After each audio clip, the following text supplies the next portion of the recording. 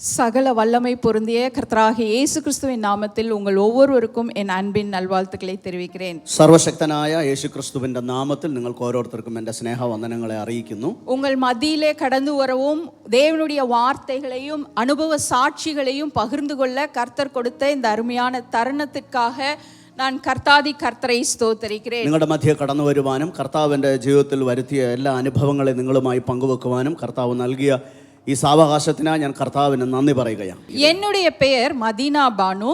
എൻ്റെ പേര് മദീന ബാനു എന്നാണ്. பாரம்பரியமான வைராகியம் நிறைந்த இஸ்லாமிய குடும்பத்திலே பிறந்தவள்.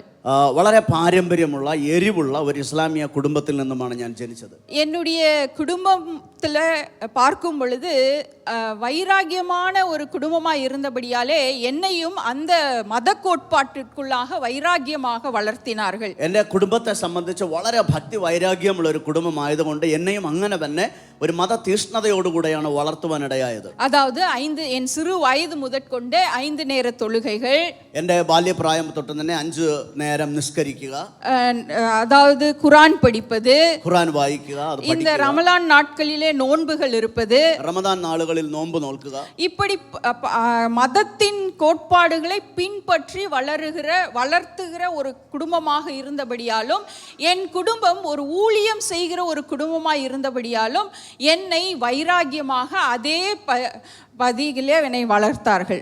അങ്ങനെ മതത്തിന്റെ ആചാര അനുഷ്ഠാനങ്ങളിൽ വളരെ തീവ്രമായി അനുഷ്ഠിക്കുന്ന ഒരു കുടുംബമായതുകൊണ്ടും ഞങ്ങളുടെ കുടുംബം ഇസ്ലാം മതത്തിലെ ഒരു പൗരോഹിത്യ കുടുംബമായതുകൊണ്ടും വളരെ തീഷ്ണമായ മതഭക്തിയിലാണ് എന്നെയും വളർത്തുവാനിടയായത്. என்னுடைய இளமை பருவத்திலேயே, அதாவது என்னுடைய வெறும் இந்த டீன் ஏஜ் பகுதியில் கூட நான் என் குடும்பத்தாரோடு இணைந்து ஊழியங்களுக்கு கடந்து செல்வேன். എൻ്റെ കൗമാര പ്രായത്തിൽ തന്നെ ഞാൻ ആ മതത്തോടുള്ള ബന്ധത്തിലുള്ള ശുശ്രൂഷകൾക്ക് മാതാപിതാക്കളോടൊപ്പം ചേർന്ന് യാത്ര ചെയ്യുമായിരുന്നു. அதாவது பெண்களோடு ஆண்களோடு சென்று பல ஊர்களுக்கு செல்ல வேண்டும். அந்த இடத்துல இருக்கிற முஸ்லீம் சகோதரிகளை சந்திக்க வேண்டும், அவர்களோடு குரானை குறித்து போதிக்க வேண்டும், அவர்களுக்கு குரானுடைய வழியிலே அவர்களை நடத்துவதற்கு அவர்களை உற்சாகப்படுத்த வேண்டும் என்று சொல்லி அப்படிப்பட்ட ஊழியங்களிலே என் குடும்பம் இருந்தபடியால் நானும் அந்த பணியை செய்து கொண்டிருந்தேன். അതായത് സ്ത്രീകൾ സ്ത്രീകളുമായും പുരുഷന്മാർ പുരുഷന്മാരുമായും മുസ്ലിം കുടുംബങ്ങൾ കൂടുതൽ താമസിക്കുന്ന ഗ്രാമങ്ങളിലും പട്ടണങ്ങളിലും ചെന്ന് അവരെ ഖുർആൻ പഠിപ്പിക്കുകയും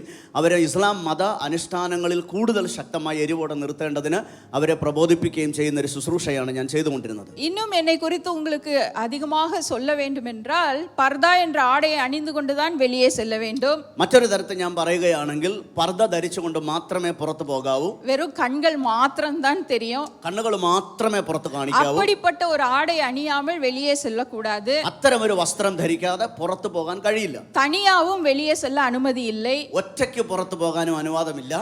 நான் வெளியே போக வேண்டும் என்றால், ஈவன் நான் பள்ளிக்கூடத்திற்கு போக வேண்டும் என்றாலும் என்னோடு கூட பாடி கார்டாக என்னுடைய சகோதரர்களோ இல்ல குடும்பத்தை சேர்ந்தவர்களோ யாராவது ஒருவரோ இருவரோ வருவார்கள்.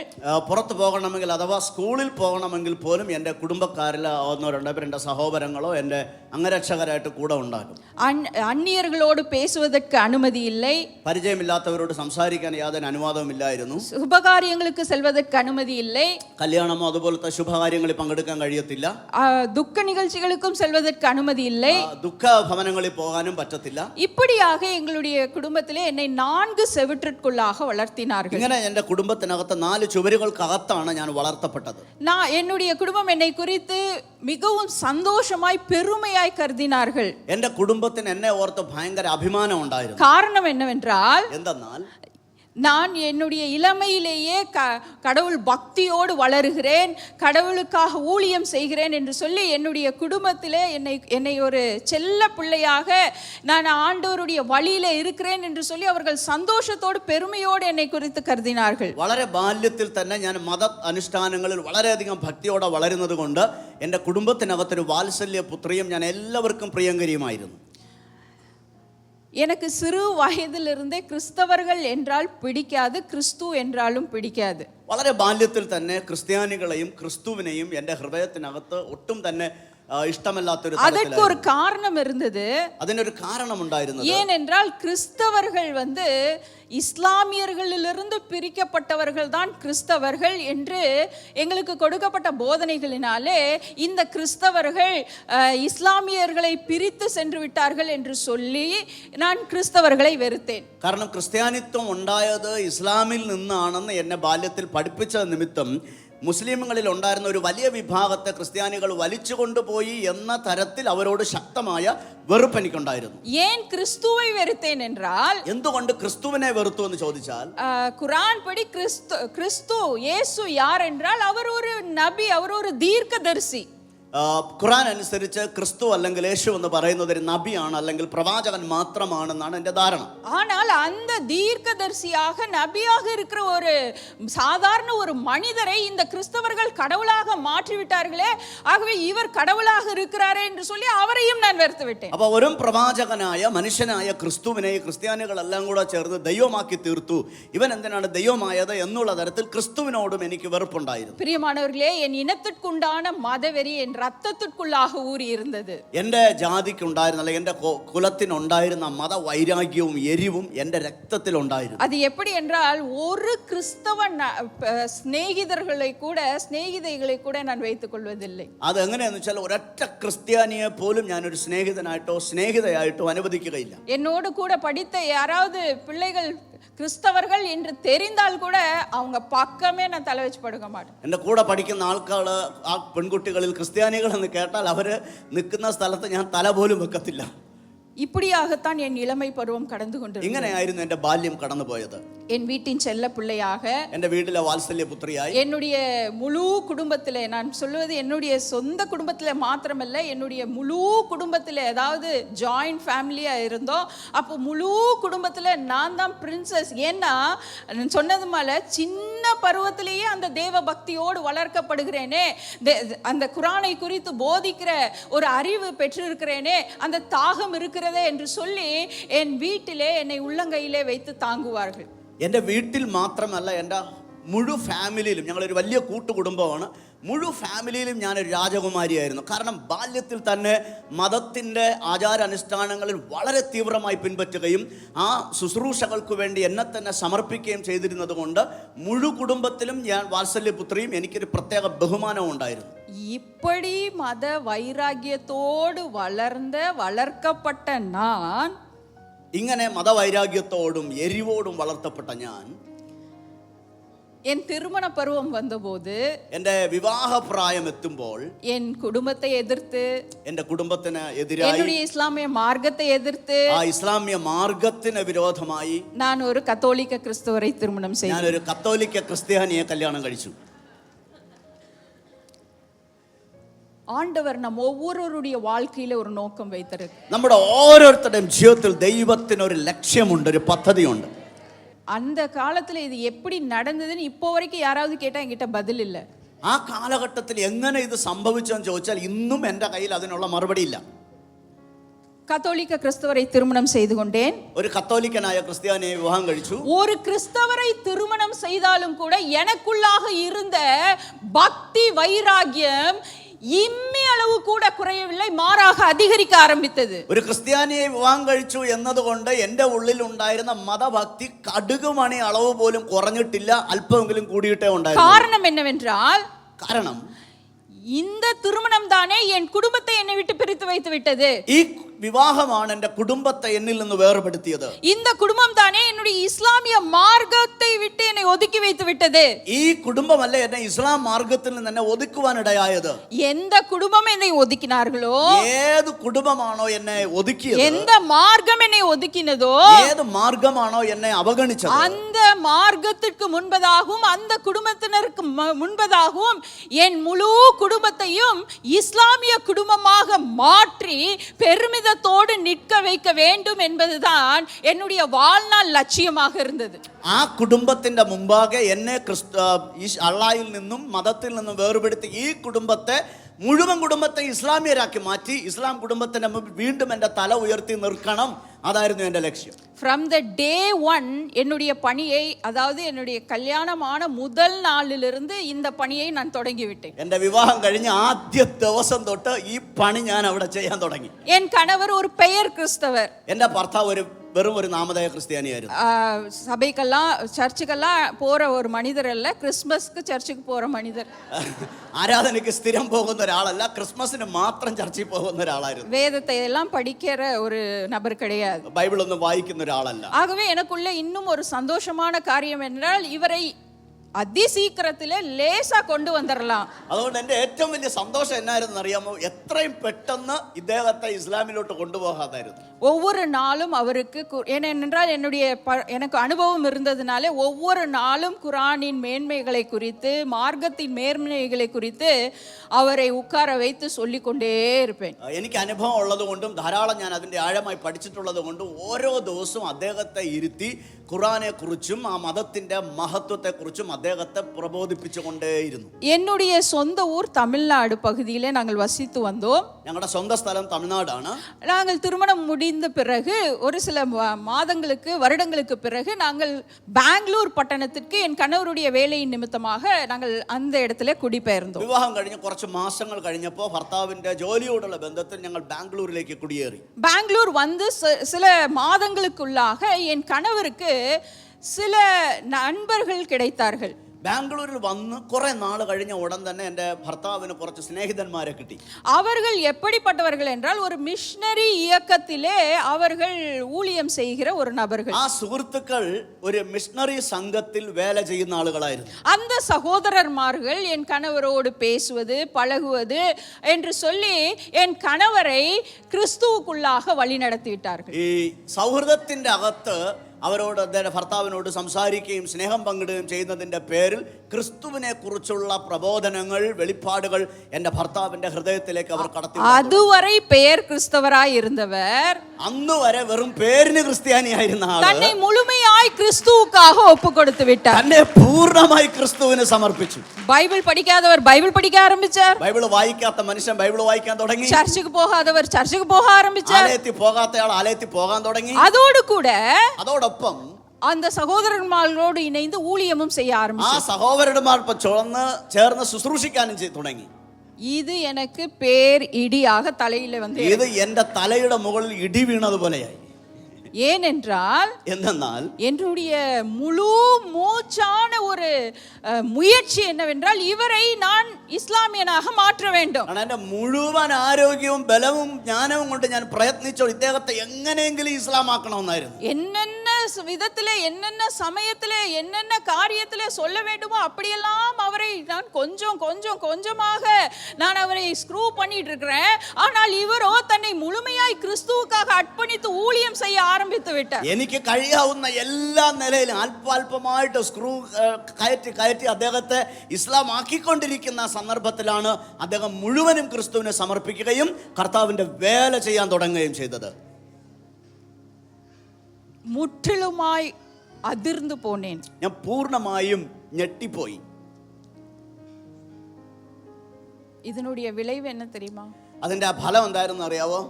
எங்கள் குடும்ப வாழ்க்கையிலே நாங்கள் முற்றிலுமாக எங்களுடைய சமாதானத்தை நாங்கள் இழந்துவிட்டோம். കുടുംബ ജീവിതത്തിനകത്ത് പൂർണ്ണമായും ഞങ്ങളുടെ സ്വസ്ഥത നഷ്ടപ്പെടാൻ തുടങ്ങി.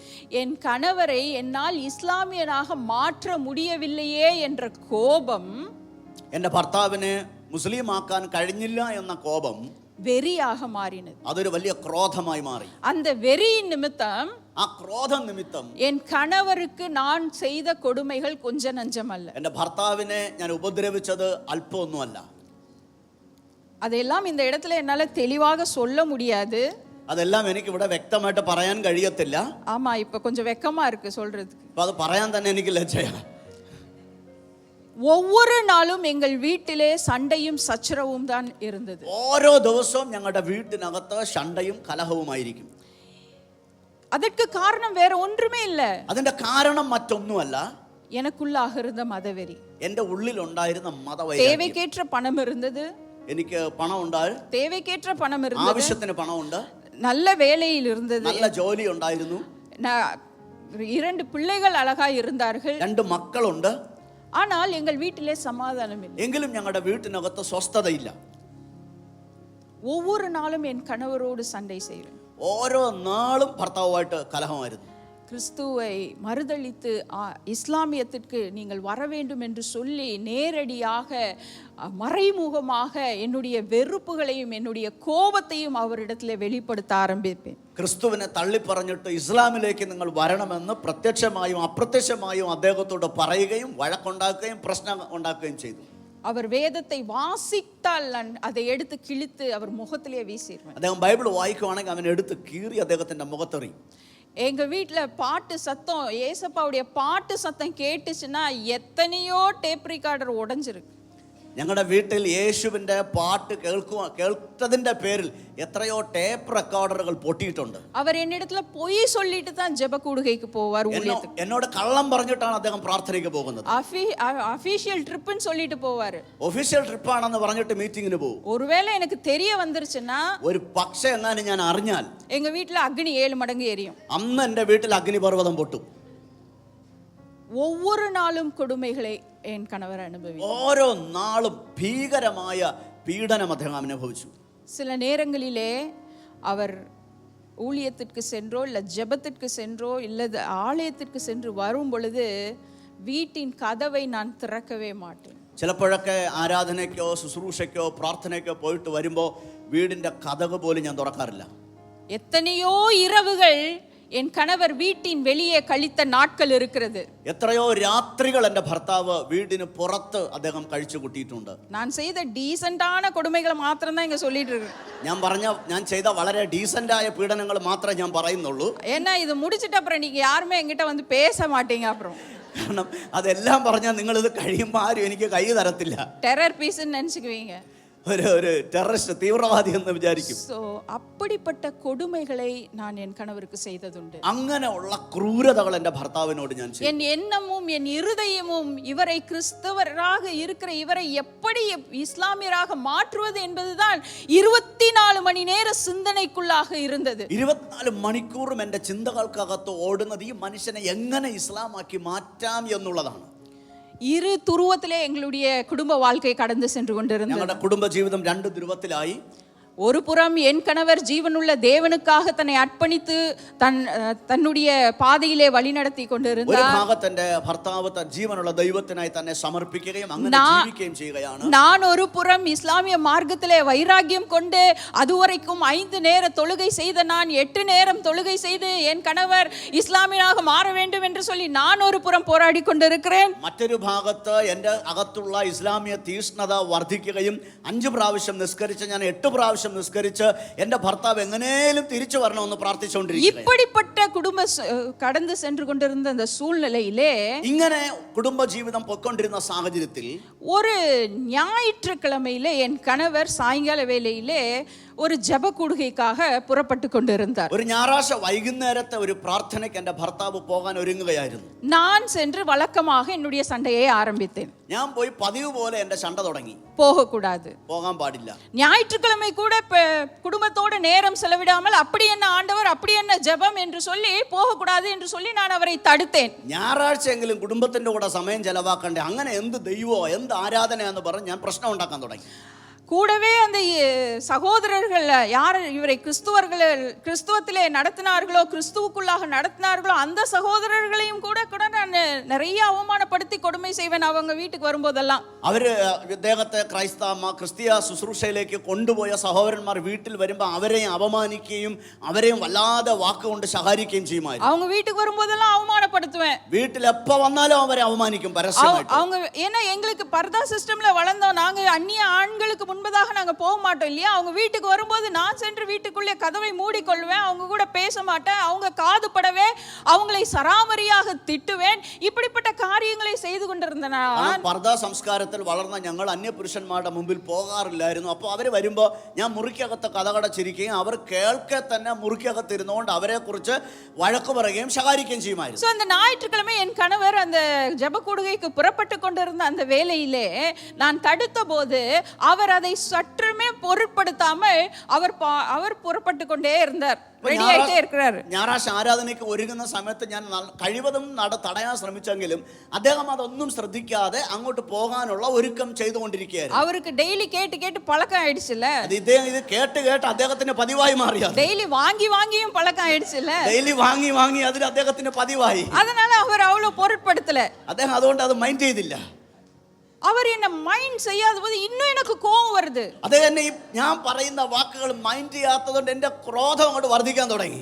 அந்த அறையில் இருக்கிற எல்லா பொருள்களையும் எடுத்து அவர் மேல வீசுறேன், வாள் மேல வீசி என்னுடைய கோபத்தை நான் வெளிப்படுத்துகிறேன். അവിടെയുള്ള സാധനങ്ങൾ എടുത്ത് അദ്ദേഹത്തിന്റെ മേത്തെറിയുകയും അതുപോലെ ചുവരിലെറിയുകയും ചെയ്തിട്ട് എന്റെ കോപം വെളിപ്പെടുത്തും.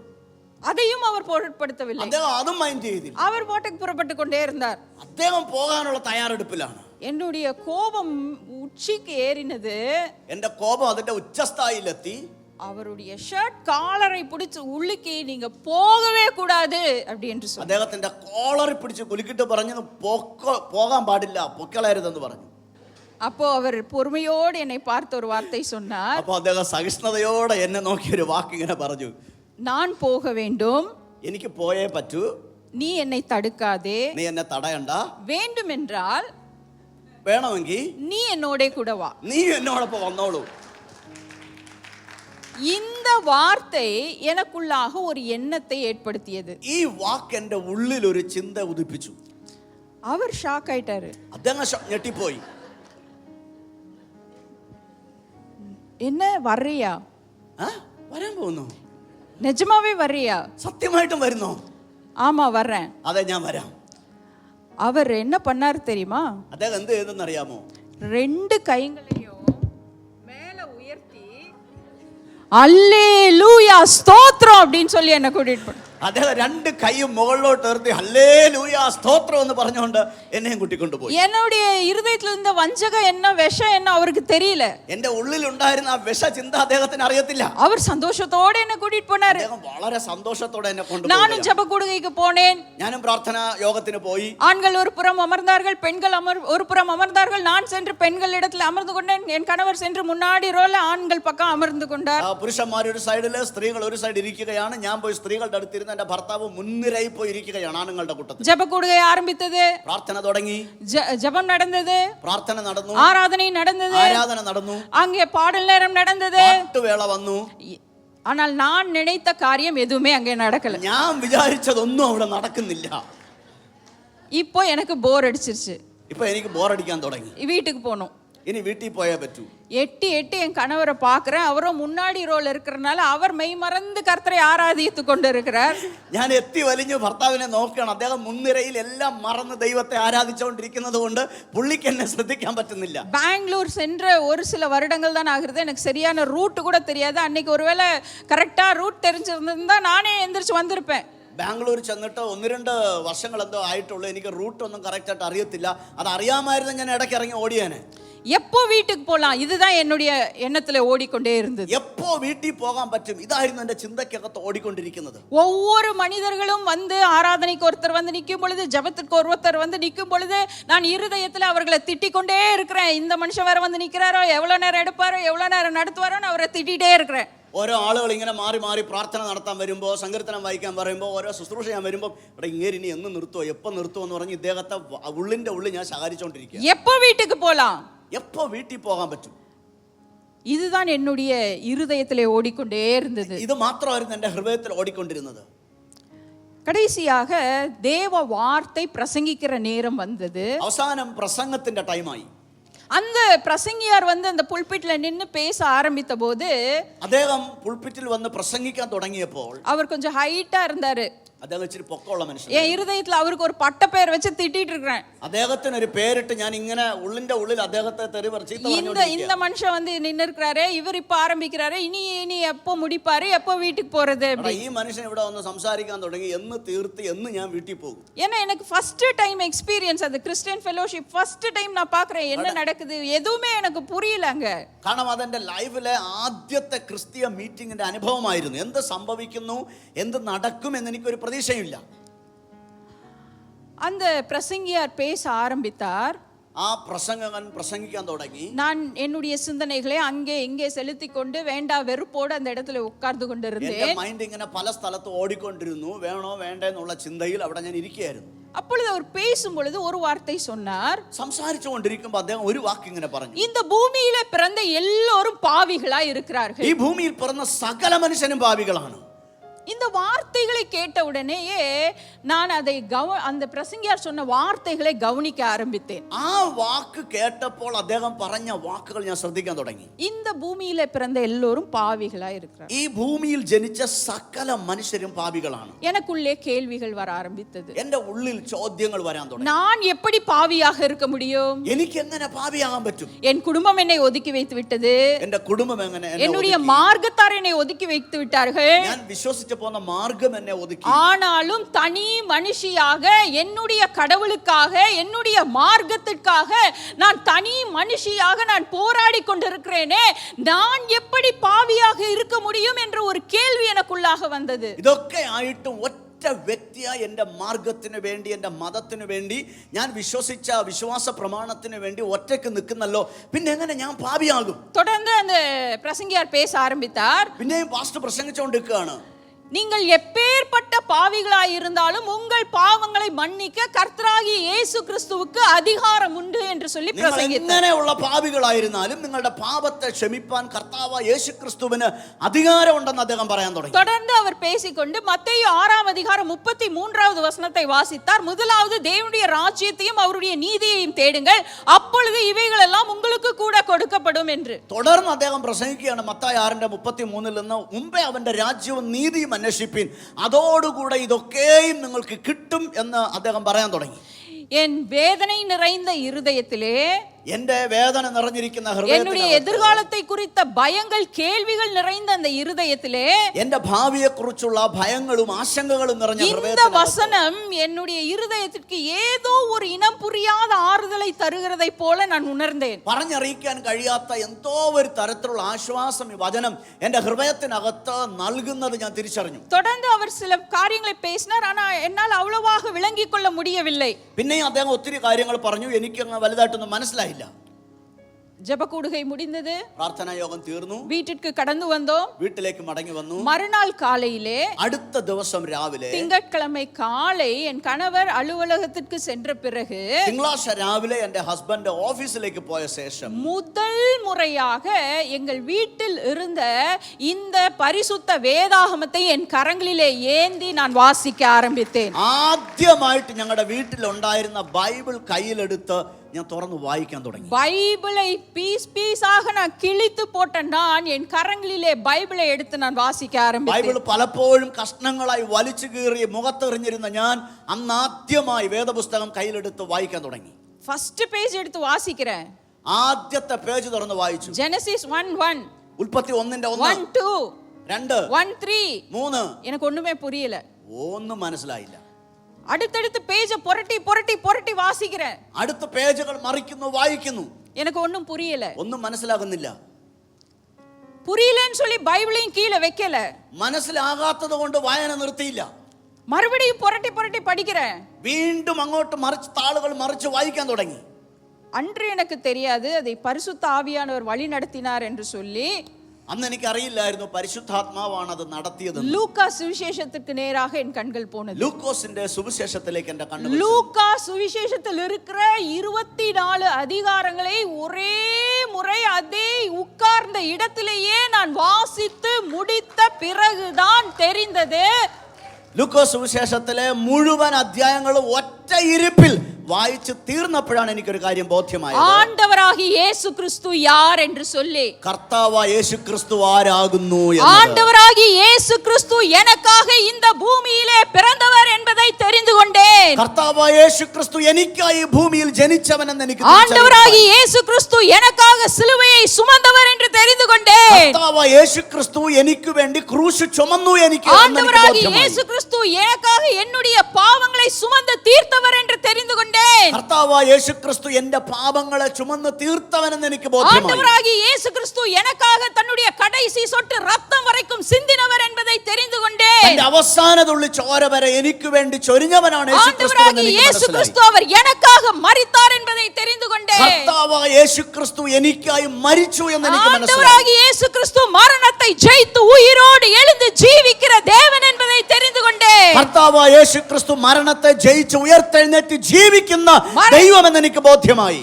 ஆண்டவராகிய இயேசு கிறிஸ்து மீண்டும் மரணத்திலிருந்து இங்கே வர போகிறார் என்பதை தெரிந்து கொண்டேன். കർത്താവായ യേശുക്രിസ്തു വീണ്ടും വരാൻ പോകുന്നു എന്ന് എനിക്ക് മനസ്സിലായി. இன்றும் பிதாவின் வலது பரிசாரத்திலே ஆண்டவர் எனக்காக பரிந்து பேசிக் கொண்டிருக்கிறார் என்று தெரிந்து கொண்டேன். ഇന്നും പിതാവിന്റെ വലതുഭാഗത്ത് എനിക്ക് വേണ്ടി പക്ഷപാതം ചെയ്യുന്നു എന്ന് എനിക്ക് ബോധ്യമായി. இதை அறிந்த அந்த மாத்திரத்திலேயே அதே அறையிலே முழங்கால் படியிட்டு ஆண்டவராகிய இயேசு கிறிஸ்துவே என்னை மன்னியும் என்று என்னை முழுமையாக அவருடைய കരത്തിലെ ഇത് ഒപ്പുവിട്ടേൻ. ബോധ്യമായ നിമിഷത്തിൽ തന്നെ ആ മുറിക്കകത്ത് മുട്ടുമടക്കി കർത്താവായ യേശുവേ എന്നോട് ക്ഷമിക്കണമേ എന്ന് ഞാൻ കണ്ണുനീരോടെ കർത്താവിനോട് പ്രാർത്ഥിക്കാൻ തുടങ്ങി. பிரியமானவர்களே, ആമേൻ. பிரியமானவர்களே, പ്രിയമുള്ളവരെ, ஆண்டவராகிய இயேசு கிறிஸ்துவை நான் ஏற்றுக்கொண்டேன் என்று சொல்வதற்கு நான் எவ்வளவேனும் தகுதி உள்ளவள் அல்ல. அவரை வெறுத்த என்னை அவர் தம்முடைய பிள்ளையாக மகளாக அவர் என்னை ஏற்றுக்கொண்டார். കർത്താവായ യേശു ക്രിസ്തുവിനെ ഞാൻ സ്വീകരിച്ചു എന്ന് പറയാൻ ഞാൻ യോഗ്യയല്ല. ആരെ ഞാൻ വെറുത്തുവോ ആ കർത്താവ് എന്നെ സ്വീകരിച്ച് തന്റെ മകളാക്കി തീർത്തു എന്ന് പറയുവാനാണ് ഞാൻ ഇഷ്ടപ്പെടുന്നത്. என் முழு குடும்பத்தையும் இஸ்லாமிய குடும்பமாக மாற்ற வேண்டும் என்று நான் வாஞ்சித்தேன். ஆனால் என்னுடைய நினைவுகள் என் அன்பரின் நினைவுகள் அல்ல. என்னுடைய குடும்பத்தை கிறிஸ்துவின் குடும்பமாக மாத்திரமல்ல, கிறிஸ்துவுக்காக ஊழியம் செய்கிற குடும்பமாக தேவன் எங்களை வணைந்து கொண்டார். എന്റെ മുഴു കുടുംബത്തെയും ഇസ്ലാമിക കുടുംബമാക്കി മാറ്റണം എന്ന് തീരുമാനിച്ചിരുന്ന എന്റെ ചിന്തകളെ മാറ്റി എന്നെ മാത്രമല്ല എന്റെ മുഴു കുടുംബത്തെയും ക്രിസ്ത്യാനികളായിട്ടും മാത്രമല്ല കർത്താവിന്റെ മഹത്തായ വേലയ്ക്കായി വേർതിരിക്കുക എന്ന ഒരു വലിയ പദ്ധതി അവന്റെ ഹൃദയത്തിനകത്തുണ്ടായിരുന്നു. இன்று என்னுடைய நிலைமை என்ன தெரியுமா? ഇന്ന് എന്റെ അവസ്ഥ എന്താണെന്ന് അറിയാമോ? கிறிஸ்துவை வெறுத்த நான், ക്രിസ്തുവിനെ വെറുത്ത ഞാൻ கிறிஸ்துவே ஆண்டவர் என்று பிரசங்கித்துக் கொண்டிருக்கிறேன். ക്രിസ്തു തന്നെ ദൈവമെന്ന് പ്രസംഗിക്കുകയാണ്. நாங்கள் குடும்பமாய் எங்களால் இயன்ற ஊழியங்களை தேவநாம மகிமைக்காக நாங்கள் செய்து வருகிறோம். ഞങ്ങളെ കൊണ്ട് കഴിയുന്ന ശുശ്രൂഷകൾ കർത്താവിന്റെ രാജ്യനാമ മഹത്വത്തിനായി ഞാൻ ചെയ്തുകൊണ്ടിരിക്കുകയാണ്. பக்தி உள்ளவர்களை கர்த்தர் தமக்காக தெரிந்து கொள்ளுகிறார் என்ற வேத வாக்கியம் அடியேலுடைய வாழ்க்கையிலே கர்த்தர் நிறைவேற்றினார். യഹോവ ഭക്തന്മാരെ തനിക്ക് വേർതിരിച്ചിരിക്കുന്നു എന്ന വചനം ഞങ്ങളുടെ ഹൃദയത്തിൽ ഞങ്ങളുടെ ലൈഫിനകത്ത് നിവർത്തിയാകാൻ തുടങ്ങി. ஹல்லேலூயா. ആമേൻ. ഇന്ന് சகோதரி பாஸ்டர்மா சொன்ன போல ஆண்டவர் கொடுத்த தரிசனத்தின்படி நாங்கள் ஊழியங்களை செய்து கொண்டிருக்கிறோம். നേരത്തെ പാസ്റ്റർ അമ്മ പറഞ്ഞതുപോലെ കർത്താവ് നൽകിയ ദർശനം അനുസരിച്ച് അവന്റെ വേല ഞങ്ങൾ ചെയ്തുകൊണ്ടിരിക്കുന്നു. ரட்சிக்கப்படாதவர்கள் ரட்சிக்கப்பட வேண்டும். രക്ഷിക്കപ്പെടാത്തവർ രക്ഷിക്കപ്പെടണം. ரட்சிக்கப்பட்டவர்கள் கிறிஸ்துவின் பணிக்காக எழும்ப வேண்டும். രക്ഷിക്കപ്പെട്ടവർ കർത്താവിന്റെ വേലയ്ക്ക് വേണ്ടി എഴുന്നേൽക്കണം. ஹல்லேலூயா. ആമേൻ. ஹல்லேலூயா. ഹല്ലേലൂയ. நம் தேவனால் கூடாதவைகள் ஒன்றுமே இல்லை. നമ്മുടെ ദൈവത്താൽ അസാധ്യമായതൊന്നുമില്ല. எப்பேற்பட்ட கற்பாறையான இருதயங்களையும் ஆண்டவர் தொட வல்லவர், சந்திக்க வல்லவர். എത്ര കല്ലുപോലെ കഠിനമായ ഹൃദയത്തെയും ദൈവം സന്ദർശിപ്പാൻ ശക്തനത്രേ. இயேசுவின் நாமம் வல்லமையுள்ள நாமம். യേശുവിന്റെ നാമം ശക്തിയുള്ള നാമമത്രേ. இயேசுவின் நாமம் அது ஜீவிக்கிற நாமம். യേശുവിന്റെ നാമം ജീവനുള്ള നാമമത്രേ. அந்த நாமம் என்னை சந்தித்தது. ആ നാമമാണ് എന്നെ സന്ദർശിച്ചത്. ஹல்லேலூயா. ഹല്ലേലൂയ. ஹல்லேலூயா. ഹല്ലേലൂയ. அநேக சபைகளுக்கு கடந்து சென்று தேவனுடைய வார்த்தைகளை சொல்ல ஆண்டவர் இந்த நாளிலே கிருபை செய்கிறார். അനേകം സഭകളിൽ പോയി കർത്താവിന്റെ വചനം പങ്കുവെക്കാൻ കർത്താവ് കൃപ നൽകുന്നു. அநேக கிராம ஊழியங்களிலே பங்கு கொள்ள ஆண்டவர் கிருபை செய்கிறார். അനേക ഗ്രാമ ശുശ്രൂഷകളിൽ പങ്കെടുക്കുവാൻ കർത്താവ് സഹായിക്കുന്നു. பெண்கள் மத்தியிலே ஊழியம் செய்யும்படி ஆண்டவர் கிருபை செய்திருக்கிறார். സ്ത്രീകളുടെ മധ്യേ ശുശ്രൂഷിപ്പാൻ ദൈവം കൃപ ചെയ്തു. வாலிப பிள்ளைகள் மத்தியிலும் ஊழியங்களை செய்து கொண்டிருக்கிறோம். യൗവനക്കാരുടെ ഇടയിലും കർത്താവിന്റെ വേല ചെയ്യുന്നു. ஹல்லேலூயா. ഹല്ലേലൂയ. ரட்சிக்க கூடாதபடி கர்த்தருடைய கரம் குறுகி போகவில்லை. രക്ഷിപ്പാൻ കഴിയാതെ വണ്ണം യഹോവയുടെ കൈ കുറുകി പോയിട്ടില്ല. பிரியமானவர்களே, പ്രിയമുള്ളവരെ, நம் ஆண்டவர் அவர் சர்வ வல்லமையுள்ளது. നമ്മുടെ കർത്താവ് സർവശക്തിയുള്ള ദൈവമത്രേ. அந்த தேவனுடைய பிள்ளைகளாக தேவனுடைய புத்திர ஸ்வீகாரத்தை பெற்றவர்களாக நாம் அமர்ந்திருக்கிறோமே, இதெல்லாம் நமக்கு கொடுக்கப்பட்ட ஒரு பெரிதான ஒரு ஸ்லாக்கியம். ദൈവത്തിന്റെ പ്രിയ മക്കളായി തീരുവാൻ, പുത്രത്വത്തിന്റെ ആത്മാവുള്ളവരായി തീരുവാൻ ദൈവം നമുക്ക് നൽകിയത് എത്ര വലിയ പദവിയാണ്. தேவ வார்த்தைகளுக்கு நேராக நம் இருதயத்தை திருப்பலாம். ദൈവവചനത്തിലേക്ക് നമ്മുടെ ഹൃദയങ്ങൾ. எபிரேயர் 4 அதிகாரம் 12 வசனத்திலே சொல்லப்படுகிறது, എബ്രായർക്ക് എഴുതിയ ലേഖനം 4:12 தேவனுடைய வார்த்தை அது வல்லமை உள்ளது, ദൈവത്തിന്റെ വചനം ജീവനുള്ളതാണ്, தேவனுடைய வார்த்தை அது ஜீவன் உள்ளது, അത് ചൈതന്യമുള്ളതായി, அது இருபுறமும் கருக்குள்ள பட்டயம் போன்றது, ഇരുവായി തലയുള്ള ഒരു വാളിനെ പോലെ, அது இருதயத்தையும் ஊனையும் ஆத்துமாவையும் வகையறுக்கிறது என்று வசனம் சொல்லுகிறது. അത് പ്രാണനെയും ആത്മാവിനെ സന്ധിമജ്ജകളെയും വേർപിടിപ്പിക്കുന്നു എന്ന് വചനം இந்த പറയുന്നു. காலை வேளையிலே ஜீவனுள்ள வார்த்தைகள் ஜீவிக்கிற ஆண்டவர் இந்த நாளிலே இங்க இருக்கிற ஒவ்வொரு சகோதரிகளோடு அவருடைய வல்லமையுள்ள சத்தத்தோடு கர்த்தர் வெளிப்படுவாராக என்ற ஒரு ஜெபத்தோடு வேத தியானத்திற்குள்ளாக நாம் கலர்ந்து ഇന്ന് செல்லலாம். പകൽ ആ ദൈവത്തിന്റെ ജീവനുള്ള വചനം ഇതിനകത്തിരിക്കുന്ന ഓരോ സഹോദരിമാരുടെ ഹൃദയത്തിനകത്തും ആഴമായി ഇറങ്ങിച്ചെന്ന് പ്രവർത്തിക്കട്ടെ എന്നുള്ള ചെറിയ പ്രാർത്ഥനയോടെ ആ ദൈവവചന ശുശ്രൂഷയ്ക്കായി ഞാൻ ഒരുങ്ങുകയാണ്. எத்தனை கூட்டங்களுக்கு போனாலும் பெண்கள் கூட்டம் என்றாலே தனி சந்தோஷம் தாங்க. എത്ര യോഗങ്ങൾക്ക് പോയാലും ഈ സ്ത്രീകളുടെ മീറ്റിംഗ് എന്ന് പറഞ്ഞാൽ ഒരു പ്രത്യേക സന്തോഷമാണ്. இந்த சூழ்நிலை, இந்த உலகத்தின் சூழ்நிலைகள் எப்படிப்பட்டதாக இருக்கிறது என்றால், ஆண்களை விட பெண்கள் சளைத்தவர்கள் அல்ல என்று எல்லா துறைகளிலும் பெண்கள் சாதனை படைத்து கொண்டிருந்தாலும், ഈ ഇന്നത്തെ കാലഘട്ടം സാഹചര്യങ്ങൾ എങ്ങനെയാണ്? പുരുഷന്മാരെക്കാൾ സ്ത്രീകൾ ഒട്ടും കുറഞ്ഞവരല്ല എന്ന് എല്ലാ മേഖലകളിലും സ്ത്രീകൾ തെളിയിച്ചു കൊണ്ടിരിക്കുന്നുണ്ട്. എങ്കിലും அரசியல், விஞ்ஞானம், மருத்துவம், விளையாட்டு என்று எல்லா துறைகளிலும் பெண்கள் இமாலய சாதனைகள் படைத்து கொண்டிருந்தாலும், രാഷ്ട്രീയത്തിലും ശാസ്ത്രത്തിലും വിദ്യാഭ്യാസത്തിലും കായിക മത്സരങ്ങളിലെല്ലാം സ്ത്രീകൾ അവരുടെ കഴിവുകൾ തെളിയിക്കുന്നുണ്ടെങ്കിലും, தங்கள் திறமைகளை நிரூபித்துக் கொண்டிருந்தாலும், തന്റെ സാമർത്ഥ്യങ്ങളെ വെളിപ്പെടുത്തിക്കൊണ്ടിരിക്കുന്നെങ്കിലും, பெண்களை பார சுமையாக நினைக்கும் இந்த உலகத்தில் தான் நாம் வாழ்ந்து கொண்டிருக்கிறோம். സ്ത്രീകളെ ഒരു ഭാരമായി കാണുന്ന ഒരു ലോകത്തിലാണ് നമ്മൾ ജീവിക്കുന്നത്. உலகளவில் பெண்களுக்கு ஒரு இன்டர்நேஷனல் உமன்ஸ் டே என்று கொண்டாடுகிறார்கள். സ്ത്രീകൾക്ക് ഒരു അന്തർദേശീയ വനിതാ ദിനം എന്ന് പറഞ്ഞ് ആഘോഷിക്കാറുണ്ട്. மார்ச் மாசத்துல வருதுன்னு நினைக்கிறேன். മാർച്ചിലാണെന്ന് തോന്നുന്നു. உமன்ஸ் டே, அதாவது பெண்கள் தினத்தை கொண்டாடுகிற இந்த சமுதாயம் பெண்களை கொண்டாடுகிறதா? ഈ വനിതാ ദിനം ആഘോഷിക്കുന്ന ഈ സമൂഹം വനിതകളെ ആഘോഷിക്കാറുണ്ടോ? பெண்களை கொண்டாடு இந்த சமுதாயம் ஒருவேளை பெண்களை கொண்டாடினால் ஏன் இன்றும் பெண்கள் ஒடுக்கப்படுகிறார்கள்?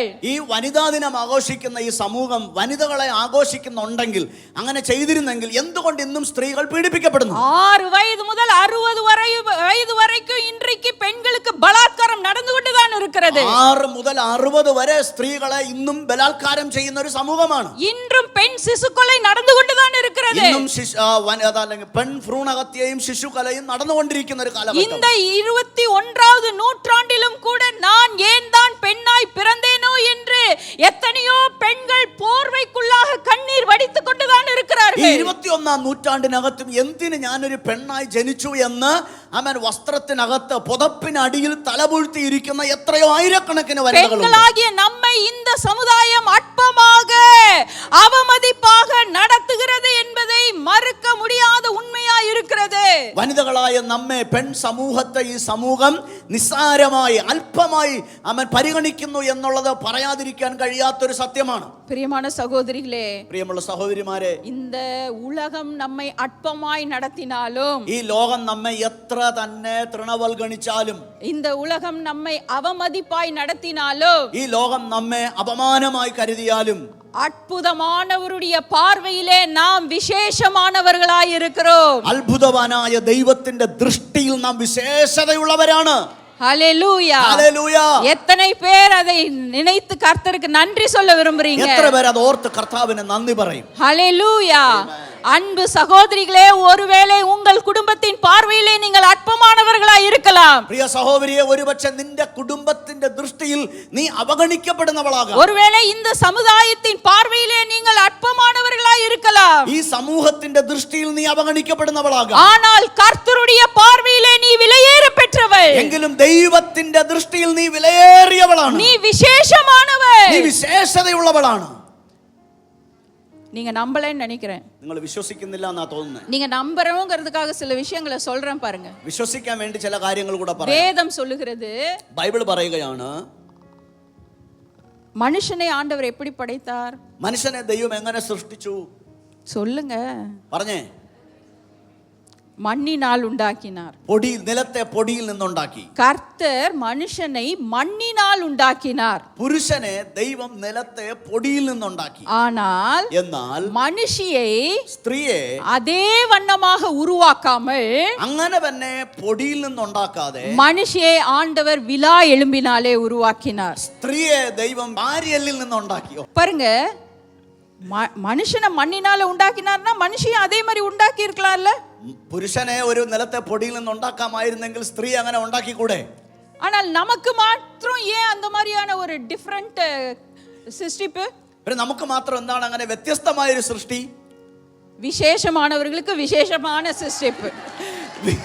വിശേഷത ഉള്ളവർക്ക് വിശേഷമായ സൃഷ്ടിയാണ്. விசேஷமான நம்மை ஆண்டவர் விசேஷ விதமாக சிருஷ்டித்தார். വിശേഷതയുള്ള നമ്മെ കർത്താവ് വിശേഷ രീതിയിലാണ് സൃഷ്ടിച്ചിരിക്കുന്നത്. களிமண்ணாலே உருவாக்கப்பட்டவன் மனுஷன், കളിമണ്ണ് കൊണ്ട് സൃഷ്ടിക്കപ്പെട്ടവനാണ് പുരുഷൻ. ஆனால் എന്നാൽ மனுஷியை ஆண்டவர் உருவாக்குவதற்கு ஒரு ஸ்பெஷல் process ஆண்டவர் வச்சிருந்தாரு. സ്ത്രീയെ കർത്താവ് ഉണ്ടാക്കുവാൻ ഒരു സ്പെഷ്യൽ പ്രക്രിയ വെച്ചിരുന്നു.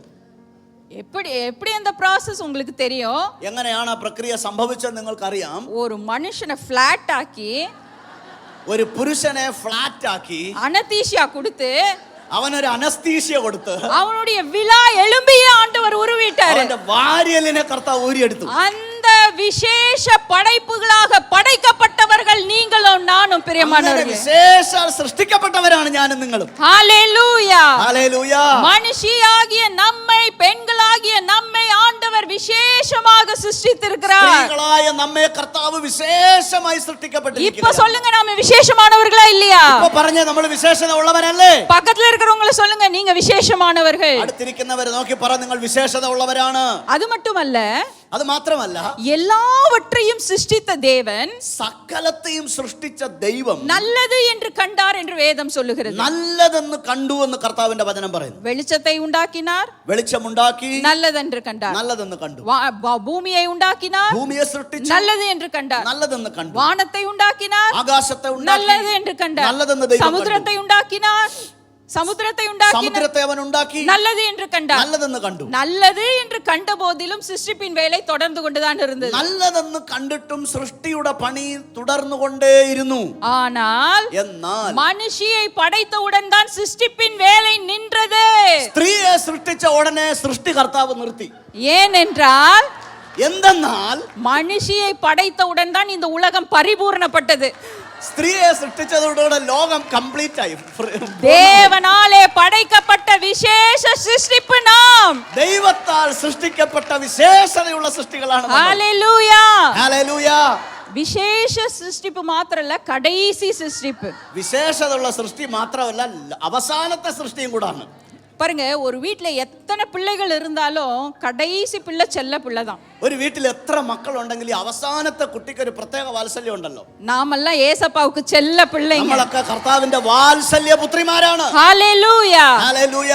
இப்போ முழு நம்பிக்கையோட சொல்லுங்க, நாம் விசேஷமானவர்கள். പൂർണ്ണ വിശ്വാസത്തോടെ വിളിച്ചു പറയാൻ நம்மை உண்டாக்கிய சிருஷ்டிகருடைய பார்வையிலே பெண்களாகிய நாம் விசேஷமானவர்கள். നമ്മളെ സൃഷ്ടിച്ച സൃഷ്ടിതാവിന്റെ ദൃഷ്ടിയിൽ നാം വിശേഷതയുള്ളവരാണ്. பாரதத்தின் எதிர்காலம் பெண்கள் கையில் என்றார் மகாத்மா காந்தி. മഹാത്മാഗാന്ധി ഇങ്ങനെ പറഞ്ഞിട്ടുണ്ട്, ഭാരതത്തിന്റെ ഭാവി സ്ത്രീകളുടെ കയ്യിലാണ്. மக்களை எழுப்பிவிட பெண்களை எழுப்பிவிட்டால் போதும், அவர்கள் எழும்பினால் குடும்பம் அசையும், பின்பு தேசமே அசையும் என்றார் ஜவஹர்லால் நேரு. ജവഹർലാൽ നെഹ്റു ഇപ്രകാരം പറഞ്ഞിട്ടുണ്ട്, ജനങ്ങളെ എഴുന്നേൽപ്പിക്കാൻ സ്ത്രീകളെ അനുവദിക്കുക, അവർ എഴുന്നേറ്റാൽ രാജ്യം എഴുന്നേൽക്കുമെന്നാണ് അദ്ദേഹം പറഞ്ഞത്. நம் தேச தலைவர்கள் பெண்களாகிய நம் மீது ஒரு பெரிய எதிர்பார்ப்பை வைத்திருந்தார்கள். നമ്മുടെ രാഷ്ട്രത്തിന്റെ നേതാക്കന്മാർ സ്ത്രീകളായ നമ്മുടെ മേൽ ഒരു വലിയ പ്രതീക്ഷ ഉള്ളവരായിരുന്നു. நமது தலைவராகிய இயேசு கிறிஸ்து பெண்களாகிய உங்களிடத்திலும் என்னிடத்திலும் ஒரு பெரிய எதிர்பார்ப்பை வைத்திருக்கிறார். നമ്മുടെ பிரியமானவர்களே, നേതാവായ കർത്താവായ യേശു ക്രിസ്തുവും സ്ത്രീകളായ എന്റെ മേലും നിങ്ങളുടെ മേലും ഒരു വലിയ പ്രതീക്ഷ വെച്ചിരിക്കുകയാണ്. என்ன எதிர்பார்ப்பு? എന്താണ് ആ പ്രതീക്ഷ? அவர் நம்மிடத்துல எதிர்பார்க்கிற காரியம் என்ன? അവൻ നമ്മിൽ നിന്ന് പ്രതീക്ഷിക്കുന്നത് എന്താണ്? நீதிமொழிகள் 14ஆம் அதிகாரம் 1வது வசனம் சொல்லுகிறது, സദൃശവാക്യം 14:1 ഇങ്ങനെ പറയുന്നു, புத்தியுள்ள ஸ்திரீ தன் வீட்டை கட்டுகிறாள். ജ്ഞാനമുള്ളവൾ തന്റെ ഭവനം പണിയുന്നു. புத்தியுள்ள ஸ்திரீ தன் வீட்டை கட்டுகிறாள். സ്ത്രീകളിൽ ജ്ഞാനമുള്ളവൾ തന്റെ വീട് പണിയുന്നു. நம் வீட்டை கட்ட வேண்டும் என்று ஒரு எதிர்பார்ப்பு தேவனாகிய கர்த்தர் ஒவ்வொருடைய பெண்களிடத்திலே தேவன் வைத்திருக்கிறார். ഓരോ സ്ത്രീകളുടെ മേലുമുള്ള കർത്താവിന്റെ വലിയ പ്രതീക്ഷയാണ്, നിങ്ങൾ വീട് പണിയണം. ஹalleluya. ആമേൻ. குடும்ப தலைவர் யாருங்க? കുടുംബ തലവൻ ആരാണ്? കുടുംബനാഥൻ ஆண் இல்லையா? പുരുഷനാണ്. சம்பாதிக்கிறவர் സമ്പാദിക്കുന്ന ആളും ஆண். പുരുഷനാണ്. நியாயமா பார்த்தா இந்த பொறுப்பை ஆண்டவர் அவர் குடும்ப தலைவர்கிட்ட தான் கொடுத்திருக்கணும். ന്യായമായിട്ട് നോക്കിയാൽ ഈ ഉത്തരവാദിത്വം പുരുഷന്റെ കയ്യിലാണ് ദൈവം കൊടുക്കേണ്ടിയിരുന്നത്.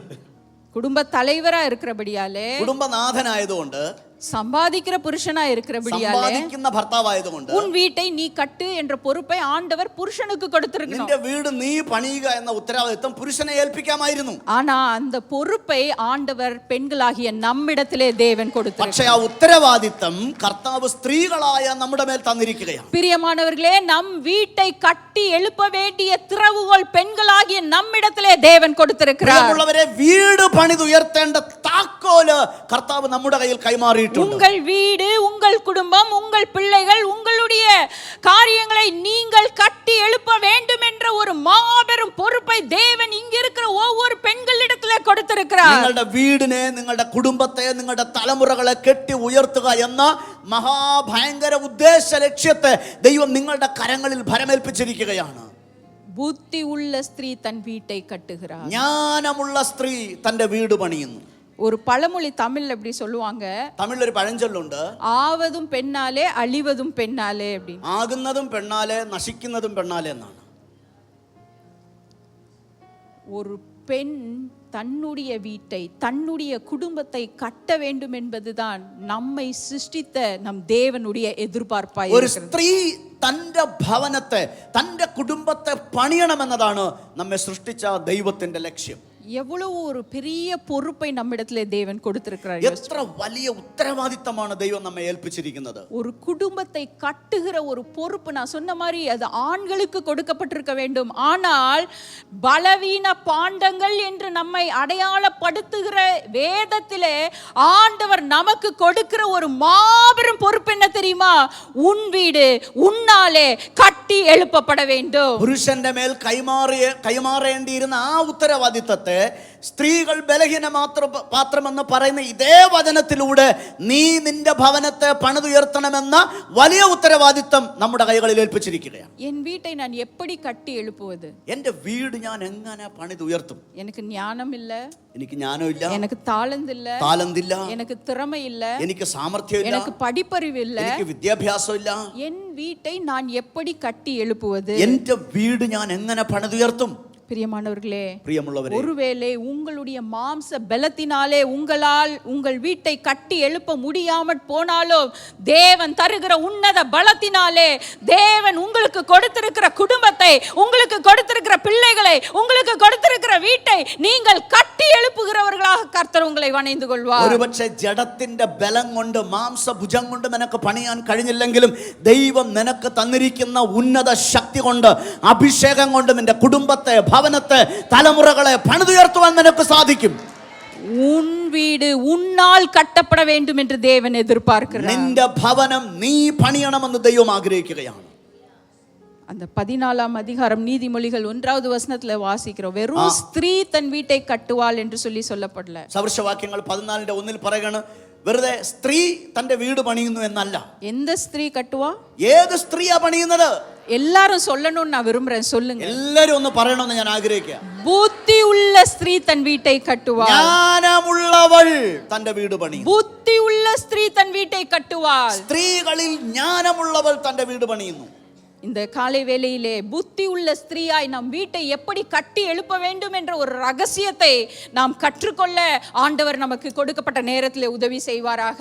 ദൈവം നമുക്ക് തന്നിരിക്കുന്ന സമയത്തിനകത്ത് എങ്ങനെ വീട് പണിതുയർത്താം എന്നൊരു രഹസ്യത്തെ നിങ്ങളോട് പങ്കുവെക്കാൻ ഞാൻ ആഗ്രഹിക്കുകയാണ്. லூக்கா 10ஆம் அதிகாரம் 39வது வசனத்தை வேகமாக நாம் எடுத்து வாசிக்கலாம். ലൂക്കോസ് 10:39 വേഗത്തിൽ ഒന്ന് എടുത്ത് വായിച്ചാൽ. லூக்கா 10ஆம் அதிகாரம் 39வது வசனம். 10ആം അധ്യായം അതിന്റെ 39ആം വാക്യം. അവൾക്ക് മറിയ എന്നൊരു സഹോദരി ഉണ്ടായിരുന്നു. അവൾ കർത്താവിന്റെ കാൽക്കൽ ഇരുന്ന് അവന്റെ വചനം കേട്ടുകൊണ്ടിരുന്നു. இயேசுவின் பாதத்தருகே உட்கார்ந்து அவருடைய வசனத்தை கேட்டார். യേശുവിന്റെ കാൽക്കൽ ഇരുന്ന് അവന്റെ വചനം കേട്ടു. புத்தி உள்ள ஸ்திரீ இயேசுவின் பாதத்தருகே உட்காருவாள். ஞானமுള്ള സ്ത്രീ യേശുവിന്റെ കാൽക്കൽ ഇരിക്കും. புத்தி உள்ள ஸ்திரீ இயேசுவின் பாதத்தை நாடுவாள். ஞானமுള്ള സ്ത്രീ യേശുവിന്റെ പാദങ്ങളെ അന്വേഷിക്കും. அவருடைய பாதத்தில் அமரும் பொழுது அவருடைய பாதத்திலிருந்து புறப்படுகிற வல்லமையின் மூலமாக நம்முடைய வீடு கட்டப்படும். അവന്റെ കാൽക്കൽ ഇരിക്കുമ്പോൾ അവന്റെ പാദങ്ങളിൽ നിന്ന് പുറപ്പെടുന്ന ശക്തിയാൽ നമ്മുടെ വീട് പണിയാൻ നമുക്ക് കഴിയും. பிரியமானவர்களே, மரியாளை குறித்து வாசிக்கிறோம். அவள் இயேசுவின் பாதத்தருகே உட்கார்ந்தாள். നമ്മളിവിടെ മറിയയെ കുറിച്ച് വായിക്കുകയാണ്. അവൾ യേശുവിന്റെ കാൽക്കൽ ഇരുന്നു. இயேசுவின் பாதத்தருகே உட்கார்ந்தாள் என்பது அவளுடைய ஜெப வாழ்க்கையை குறிக்கிறது. യേശുവിന്റെ കാൽക്കൽ ഇരുന്നു എന്നത് അവളുടെ പ്രാർത്ഥനാ ജീവിതത്തെയാണ് കുറിക്കുന്നത്. இன்று உங்களுடைய வீடு உங்களால் கட்டி எழுப்பப்பட வேண்டும் என்றால், ഇന്ന് നിങ്ങളുടെ ഭവനം നിങ്ങളാൽ പണിയപ്പെടണമെന്നുണ്ടെങ്കിൽ நீங்கள் தேவனுடைய பாதத்திலே அமருகிற ஸ்திரீகளாக காணப்பட வேண்டும். കർത്താവിന്റെ പാദത്തിങ്കൽ ഇരിക്കുന്ന ഒരു സ്ത്രീ ആയിരിക്കണം. அருமையான பாஸ்டர்மாவுடைய சாட்சியை ஃபர்ஸ்ட் செஷன்ல கேட்டீங்களே. പ്രിയ പാസ്റ്റർമാരുടെ സാക്ഷ്യം ആദ്യ സെഷനിൽ നിങ്ങൾ കേട്ടല്ലോ. அவங்களுடைய வீடை யார் கட்டி எழுப்பினா? അവരുടെ ഭവനം ആരാ அவர்கள் പണിതുയർത്തിയത്? கடந்து சென்ற கொடூரமான பாதைகள், അവർ കടന്നുപോയ ക്രൂരമായ அவர்கள் கடந்து சென்ற வேதனைகள், അവർ കടന്നുപോയ அவர்கள் വേദനകൾ, சந்தித்த இழப்புகள், അവർ നേരിട്ട இதன் നഷ്ടങ്ങൾ, எல்லாவற்றிலும் மத்தியிலும் ഇതിനെല്ലാത്തിനും മധ്യേ இன்று இங்கே நின்று சிங்கம் போல கர்ஜிக்கிற அவர்களுடைய வாழ்க்கையிலே கர்த்தர் ஒரு மாற்றங்களை வைத்திருப்பாரே, ஆனால் எப்படி கட்டப்பட்டிருக்கும்? ഇന്ന് നമ്മുടെ മധ്യേ നിന്നൊരു സിംഹത്തെ പോലെ ഗർജിക്കാൻ കഴിയുന്ന തരത്തിൽ അവരുടെ ജീവിതത്തെ മാറ്റിമറിച്ചത് എങ്ങനെയാണെന്നാണ് നാം ധരിക്കുന്നത്. இயேசுவின் பாதத்திலிருந்து வந்த வல்லமை அவர்களுடைய குடும்பத்தை இன்று கட்டி வைத்திருக்கிறது. യേശുവിന്റെ പാദത്തിൽ നിന്ന് ഇരുന്ന് ലഭിച്ച ശക്തിയാ അവരുടെ ഭവനത്തെ ഇന്ന് പണിതുകൊണ്ടിരിക്കുന്നത്. சுக்கு நூறாய் ஒடுக்கப்பட்ட, சில்லு சில்லாக ஒடுக்கப்பட்ட வாழ்க்கையை தேவனாகிய கர்த்தர் அந்த ஊழியக்காரருடைய குடும்பத்தை கட்டி எழுப்பி இருப்பாரே, ஆனால் இங்கு வந்திருக்கிற உங்கள் ஒவ்வொருவருடைய வாழ்க்கையிலோ இதை செய்ய அவர் வல்லவராய் இருப்பார் அல்லவா? ഒരു ചില്ലുപാത്രം നുറുങ്ങിയതുപോലെ കഷ്ണം കഷ്ണമായി ചിതറിപ്പോയ ജീവിതത്തെ പടുത്തുയർത്തുവാൻ ദൈവദാസിയെ കർത്താവ് ശക്തീകരിച്ചെങ്കിൽ ഇന്ന് പകലിനകത്തിരിക്കുന്ന നമ്മുടെ ഓരോരുത്തരുടെ ജീവിതത്തെയും പടുത്തുയർത്തുവാൻ ദൈവശക്തിക്ക് സാധ്യതയുണ്ട്. உங்கள் வீடு, உங்கள் குடும்பம், உங்களுடைய வாழ்க்கை, உங்களுடைய பிள்ளைகளின் எதிர்காலம் கட்டி எழுப்பப்பட வேண்டும் என்றால், மலை மேல் உள்ள ஒரு பட்டணத்தை போல பிரகாசிக்கப்பட வேண்டும் என்றால், நீங்கள் இயேசுவின் பாதத்திலே அமருகிற ஸ்திரீகளாக காணப்பட வேண்டும். അതെ, നിങ്ങളുടെ ഭവനം പണിയപ്പെടണമെങ്കിൽ, മലമേലിരിക്കുന്ന പട്ടണം പോലെ നിങ്ങളുടെ വീട് പ്രശോഭിക്കണമെന്നുണ്ടെങ്കിൽ നിങ്ങൾ കർത്താവിന്റെ പാദത്തിൽ ഇരുന്ന് പ്രാർത്ഥിക്കുന്ന ഒരു സ്ത്രീയായി മാറിയേ മതിയാകൂ. இன்று உலக ஞானம் பெருகிவிட்டது. ഇന്ന് ലൗകിക ജ്ഞാനം വർദ്ധിച്ചിരിക്കുകയാണ്. ஆனால் மெய் ஞானத்தை உடையவர் நாம் ஆராதிக்கிற கர்த்தராகிய இயேசு. എന്നാൽ യഥാർത്ഥ ജ്ഞാനം നാം ആരാധിക്കുന്ന ക്രിസ്തുവാകുന്നു.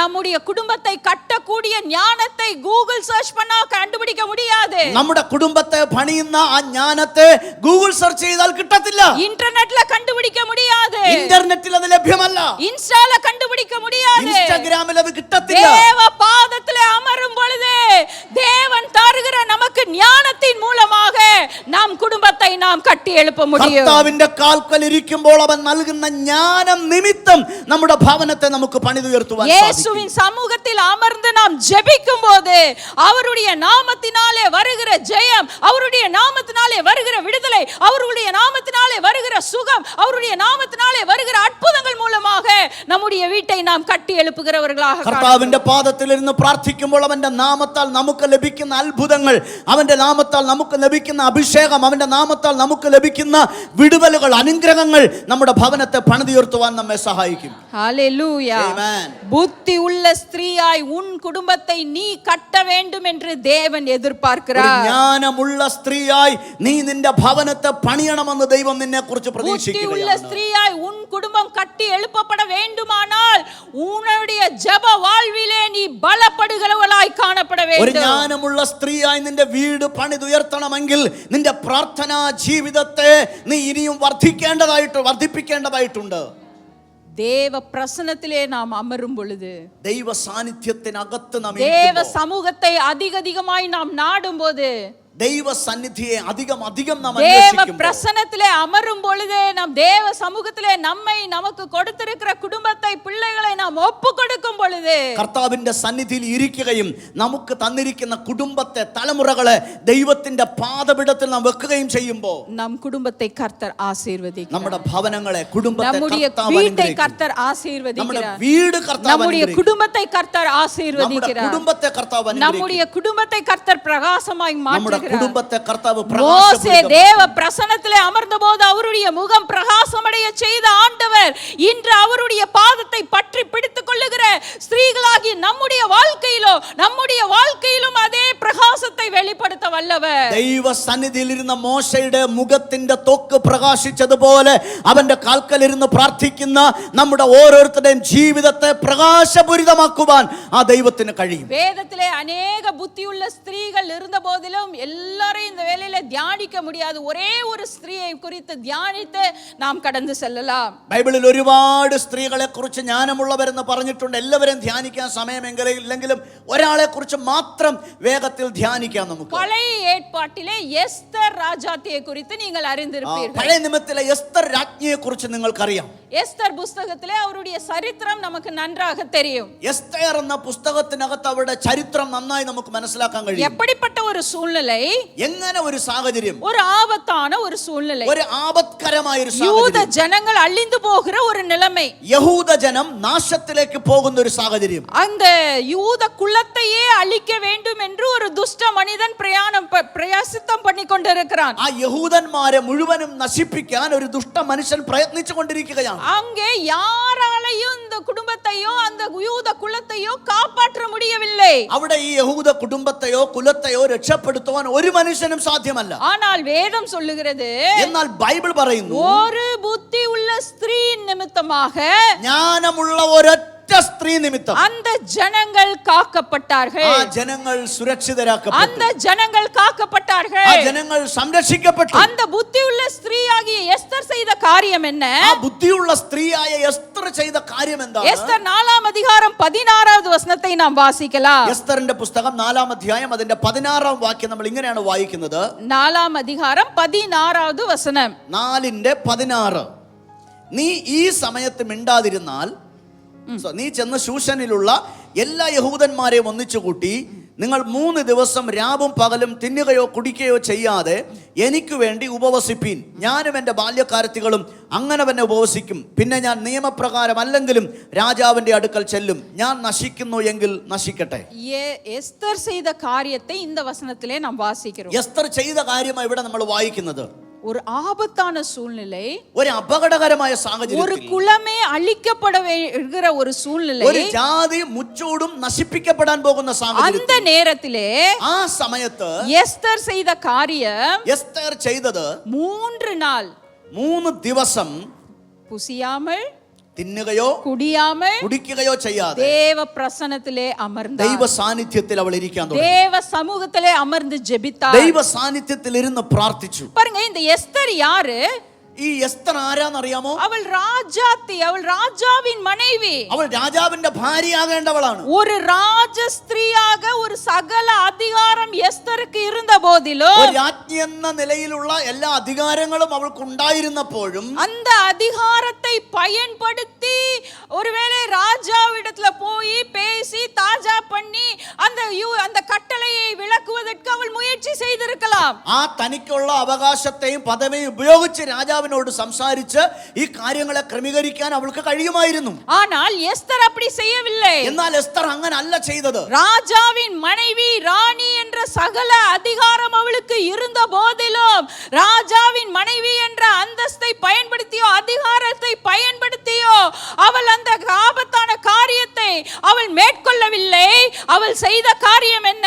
ராஜாதி ராஜாவுடைய பிரசன்னத்திலே அமர்ந்தாள். രാജ്ഞിയായി നിയോഗിക്കപ്പെടേണ്ടവളെന്ന അധികാരവും പദവിയും ഉണ്ടായിരുന്നിട്ടും ആ പദവിയോ അധികാരമോ ഉപയോഗിച്ച് കാര്യങ്ങളെ ചെയ്യാതെ അവൾ ആ സമയത്ത് കർത്താവിന്റെ പാദത്തിൽ കാത്തിരിക്കുവാൻ തയ്യാറായി.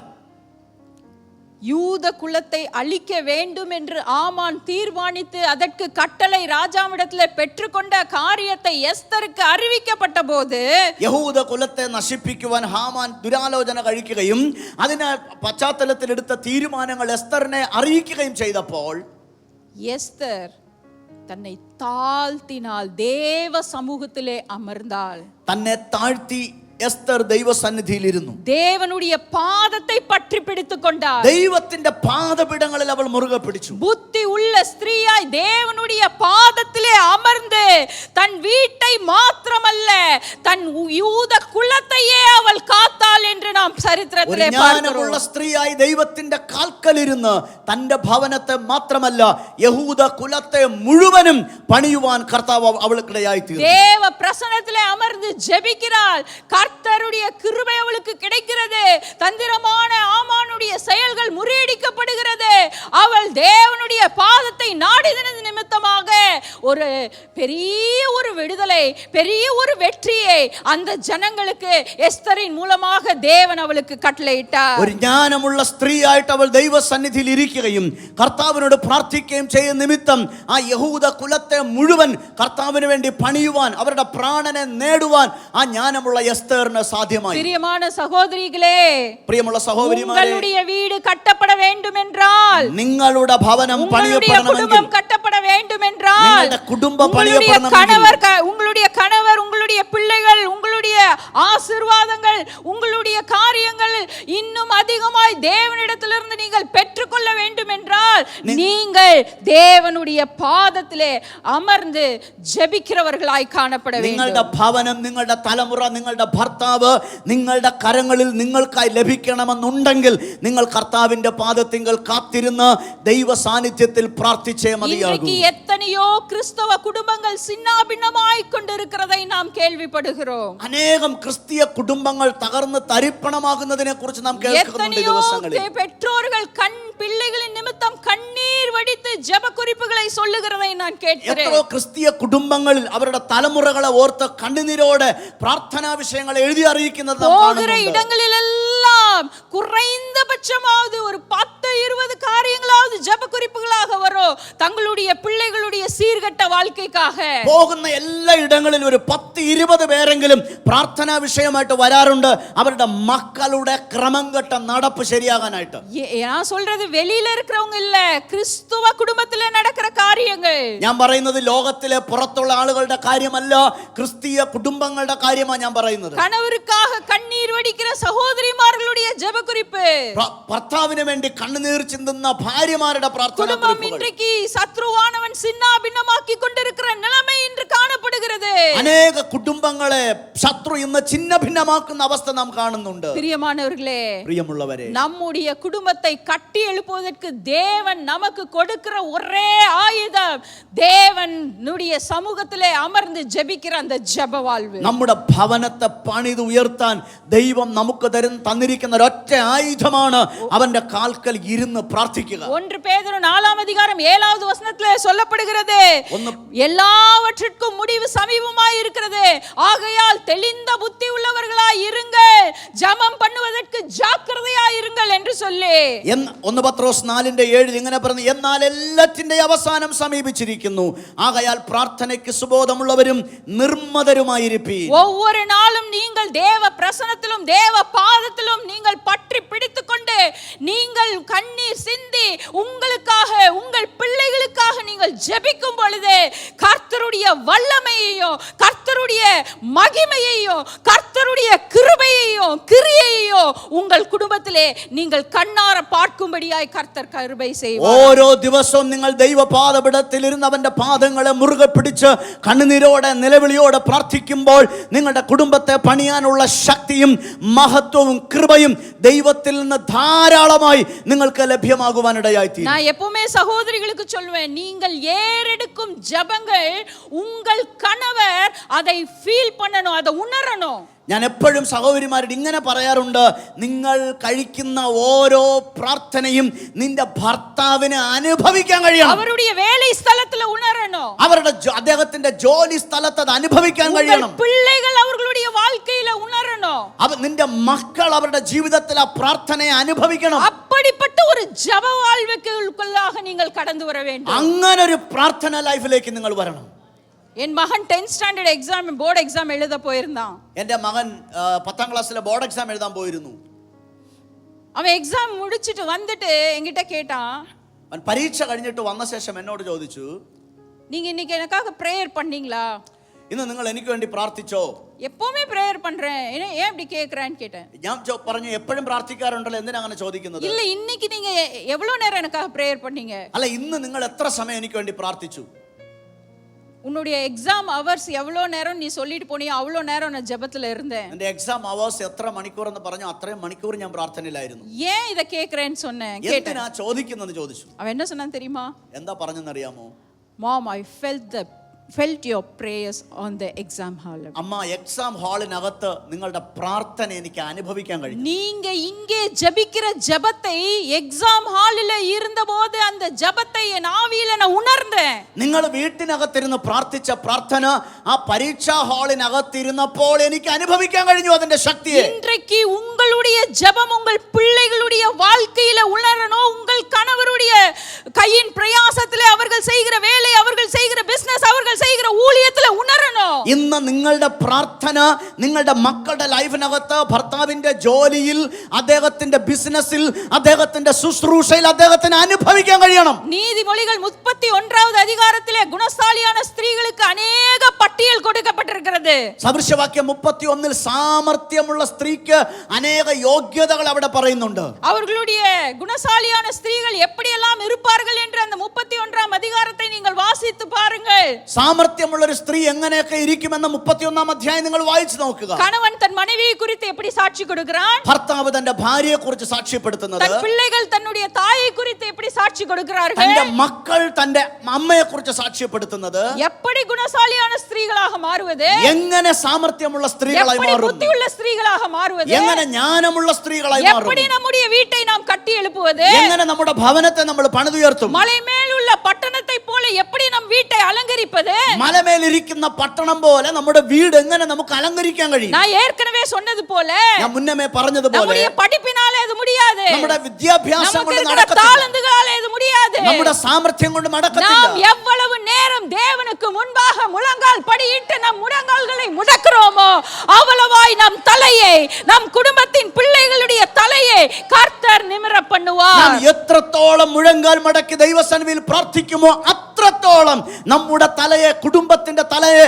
തലമുറകളുടെ തലയെ കർത്താവ് ഉയർത്തും. ഹല്ലേലൂയ. ഹല്ലേലൂയ. எப்பவுமே நான் விளையாட்டா ஒரு காரியம் சொல்வதுண்டு. എപ്പോഴും തമാശയായിട്ടൊരു കാര്യം ഞാൻ പറയാറുണ്ട്. கங்கை, ഗംഗ, காவேரி, കാവേരി, யமுனை இங்கெல்லாம் தண்ணீர் வத்தினாலும் வத்துமே தவிர ഇവിടൊക്കെ വെള്ളം വറ്റിയാലും വറ്റും, பெண்களுடைய கண்ணீர் வத்தவே வத்தாது. പക്ഷെ സ്ത്രീകളുടെ കണ്ണുനീര് വറ്റത്തില്ല. இயற்கையாகவே தேவன் நமக்கு அப்படிப்பட்ட ஒரு கண்ணீர் வரத்தை கொடுத்திருக்கிறார்.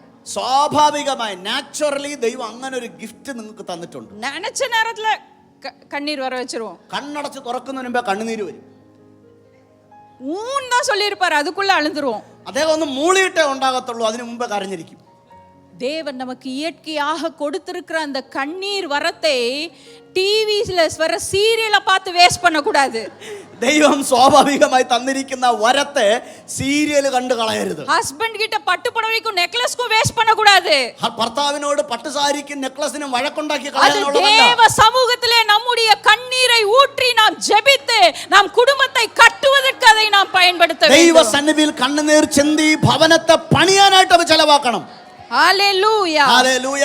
நம்முடைய குடும்பத்தை கட்டி எழுப்புகிற பொறுப்பை தேவன் நம்முடைய கரத்திலே கொடுத்திருக்கிறார். നമ്മുടെ വീട് പണിതെഴുന്നേൽപ്പിക്കേണ്ട ഉത്തരവാദിത്തം നമ്മുടെ കൈകളിൽ കർത്താവ് തന്നിരിക്കുകയാണ്. ஹல்லேலூயா. ஹல்லேலூயா. இயேசுவின் பாதத்தை கண்ணீரால் நினைத்த ஒரு சகோதரியை குறித்து நாம் புதிய ஏற்பாட்டிலே வாசிக்கிறோம். യേശുവിന്റെ പാദങ്ങളെ കണ്ണുനീര് കൊണ്ട് നനച്ച ഒരു സഹോദരിയെ കുറിച്ച് നമ്മൾ വായിക്കുന്നു. நீங்கள் வடிக்கிற கண்ணீர், നിങ്ങൾ ചിന്തുന്ന കണ്ണുനീര്, உங்கள் பிள்ளைகளுக்காக வடிக்கிற கண்ணீர், നിങ്ങളുടെ മക്കൾക്ക് വേണ്ടിയുള്ള உங்கள் കണ്ണുനീർ, பிள்ளைகளுடைய எதிர்காலத்திற்காக வடிக்கிற கண்ணீர், മക്കളുടെ ഭാവിക്കായിട്ടുള്ള കണ്ണുനീർ, உங்களுடைய குடும்பத்தின் சூழ்நிலைகளுக்காக நீங்கள் வடிக்கிற கண்ணீர், നിന്റെ കുടുംബത്തിന്റെ സാഹചര്യങ്ങൾക്കിട്ടുള്ള നിന്റെ കണ്ണുനീര് இயேசுவின் பாதத்தை நினைக்க வேண்டும். യേശുവിന്റെ പാദങ്ങളെ നനയ്ക്കട്ടെ. நீங்கள் புத்தி உள்ள ஸ்திரீகளாக மாற வேண்டும் നിങ്ങൾ என்றால் ജ്ഞാനമുള്ള സ്ത്രീകളായി മാറേണ്ടതിന് இயேசுவின் பாதத்திலே அமர்ந்து ஜெபிக்கிறவர்களாக காணப்பட வேண்டும். യേശുവിന്റെ കാൽക്കൽ ഇരുന്ന് പ്രാർത്ഥിക്കുന്നവരായി அவருடைய മാറുക. பாதத்திலே அமரும் பொழுது അവന്റെ കാൽക്കൽ ഇരിക്കുമ്പോൾ தேவன் நமக்கு ஞானத்தை தருகிறார். ദൈവം നമുക്ക് ஞானம் அந்த തരുന്നു. ஞானத்தின் மூலமாக ആ ജ്ഞാനം കൊണ്ട് நம் குடும்பத்தை கட்டி எழுப்புவதற்கு தேவன் நமக்கு உதவி നമ്മുടെ செய்கிறார். ഭവനത്തെ പണിതുയർത്താൻ കർത്താവ് സഹായിക്കും. எஸ்தர் செய்தது போல എസ്തർ ചെയ്തതുപോലെ தேவ பிரசன்னத்திலே அமர்ந்து ஜெபிக்கிற കർത്താവിന്റെ സാന്നിധ്യത്തിൽ ഇരുന്ന് கிருபைகளை தேவன் நமக்கு தருவாராக.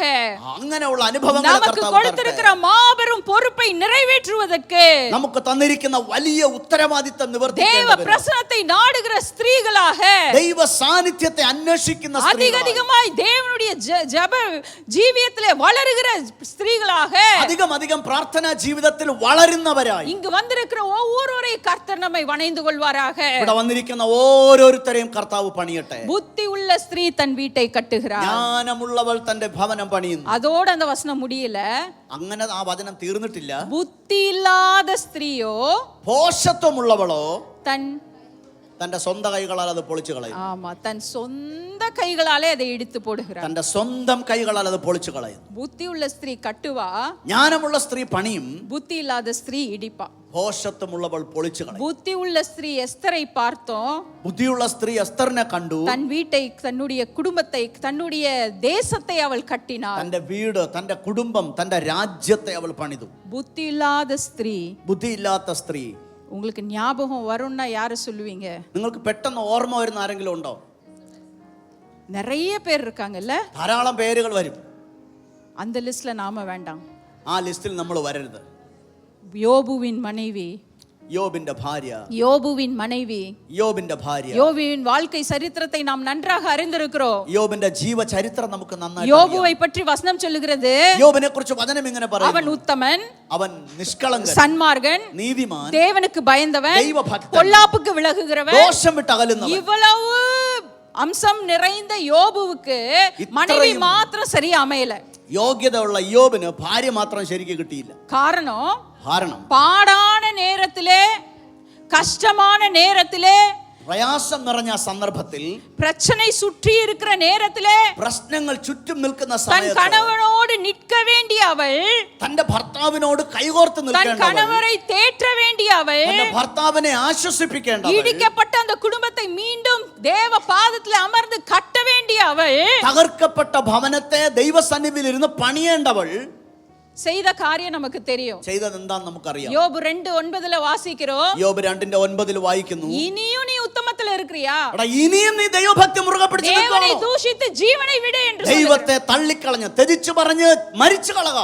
இவ முதல்ல மறுதலிச்சிட்டா. ഇവൾ ആദ്യമേ തന്നെ തള്ളി പറഞ്ഞു. அதனாலதான் ஹஸ்பண்டுக்கு சொல்றா, நீயும் மறுதலிச்சிரு. അതുകൊണ്ട് ഹസ്ബൻഡിനോട് പറഞ്ഞു, നീയും തെജിച്ചു കളക. மறுதலிச்சது மாத்திரம் சொல்ல, തെജിച്ചത് മാത്രമല്ല കാര്യം, செத்து தொலைன்றான். നീ ചത്തുപോകാൻ പറയുക. இனிமேல் வாழ்றது பிரயோஜனம் இல்ல. ഇനി ജീവിക്കുന്നത് കൊണ്ട് ഒരു പ്രയോജനവുമില്ല. செல்வ சீமாட்டமான அந்த வாழ்க்கையெல்லாம் போயிடுச்சு. ധനവാനായ ആഢ്യത്വമുള്ള ലൈഫൊക്കെ പോയി. நீ வாழ்ந்த பிரயோஜனம் இல்லைன்னு சொல்லி ஜீவனை விடு என்று சொல்லி, നീ ഇനി ജീവിച്ചിട്ട് കാര്യമില്ല, മരിച്ചു കളക എന്ന് പറഞ്ഞ് மேன்மையான தேவனுடைய பிரசன்னத்திலே வருகிற அந்த பாக்கியத்தை, அந்த கிருபைகளை உணராதவளாய் தன் வீட்டை கட்டி எழுப்ப வேண்டிய யோபுவின் மனைவி அந்த ஸ்லாக்கியத்தை இழந்து போகிறாள். ദൈവസന്നിധിയിൽ വന്ന് മഹത്വമുള്ള പ്രസൻസിൽ വന്ന് ദൈവഭവനത്തെ പണിയാനുള്ള ഒരു ഭാഗ്യം അവൾക്ക് നഷ്ടമാക്കുക. அந்த சூழ்நிலையிலே தன் இருதயத்தை ஊற்றி ஜெபிக்க வேண்டிய அவள், அன்னாளை போல தன் இருதயத்தை ஊற்றி ஜெபிக்க வேண்டிய அவள் அந்த கிருபைகளை இழந்தவளாய் காணப்படுகிறாள். ഹന്നയെ പോലെ സാഹചര്യത്തിൽ ഹൃദയം പകർന്ന് പ്രാർത്ഥിക്കേണ്ടിയിരുന്നവൾ തന്റെ ഭാഗ്യ പദവിയെ നഷ്ടമാക്കി. அதனுடைய விளைவு என்ன தெரியுமா? അതിന്റെ അനന്തര ഫലം എന്തായിരുന്നു? கர்த்தர் யோபுவுக்கு பின்னிலைமையிலே கொடுத்த அந்த ஆசீர்வாதத்திலே இந்த மனைவி, புத்தி இல்லாத மனைவி பங்கு கொள்ள முடியாமல் புறக்கணிக்கப்பட்டாள். യോബിന് പിൽക്കാലത്ത് ദൈവം തന്ന നന്മകളിൽ അവൾക്കൊരു പങ്കാളിയായി തീരാൻ കഴിയാതെ പോയി. அந்த மேன்மைகளை அவள் இழந்து விட்டாள். ആ ശ്രേഷ്ഠതകളെ അവൾക്ക് നഷ്ടമായി. பிரியமான சகோதரிகளே, என் வார்த்தைகளை முடிக்கிறேன். இந்த காலை வேளையிலே உங்களை நம்பி தேவன் உங்களுக்கு கொடுத்திருக்கிற உங்களுடைய பொறுப்பை நிறைவேற்றாமல் தேவன் உங்களுக்காக வைத்திருக்கிற ஆசீர்வாதங்களை யோபுவின் மனைவியை போல இழந்து விடாதீர்கள்.